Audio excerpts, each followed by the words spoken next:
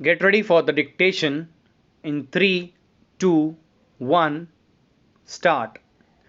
Honorable members, I am pleased to address the joint sitting of Parliament at the start of the third decade of 21st century. I once again extend my best wishes for the new year and congratulate all members of Parliament for being a witness to this historic occasion. This decade is extremely important for India. In this decade, we will complete 75 years of our independence. In this decade, we all have to work together with new energy to give impetus to the making of New India. With the efforts of my government, a strong foundation has been laid in the last 5 years to make this decade India's decade and this century India's century. Whether it is Pujya Bapu's dream of Gram Swaraj, Baba Saheb Ambedkar's principle of social justice, Nehru ji's dream of creating a modern India, Sardar Patel's resolve for Ek Bharat, Shrestha Bharat, Deen Dayal Upadhyay's goal of Antyodaya, Lohia ji's vision of social equality. We, the people of India, will together make these dreams a reality.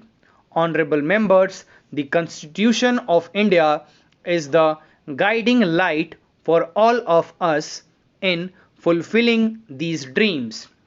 Just a few weeks ago, on 26th November, 70 years of the Constitution have been completed. On that day, 12 crore citizens of the country publicly read out the preamble of the Constitution and renewed their commitment to the Constitution. In addition to protecting the rights of every citizen of our country, our Constitution makes the citizens of the country mindful of their duties. Further, our Constitution also places an expectation that the decisions taken through democratic process will be accepted by the countrymen. At the same time, our Constitution expects the Parliament and every member present in this House to fulfill the hopes and aspirations of the countrymen and make the necessary laws keeping the national interest paramount. Honorable members, I am happy that in the last 7 months, Parliament has set new standards in conducting its business.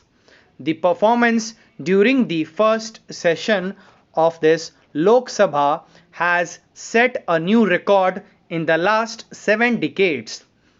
Due to my government's strong commitment, the law against triple talaq, ensuring justice to Muslim women and safeguarding their rights, the Consumer Protection Act providing new rights to the citizens, the banning of unregulated deposit schemes act for protecting the savings of the poor, the Chit Funds Amendment Act protecting the poor from fraudulent chit fund schemes, the law enhancing punishment for sexual offences against children, Motor Vehicles Amendment Act aimed at reducing road accidents, and the law protecting the rights of the transgender persons.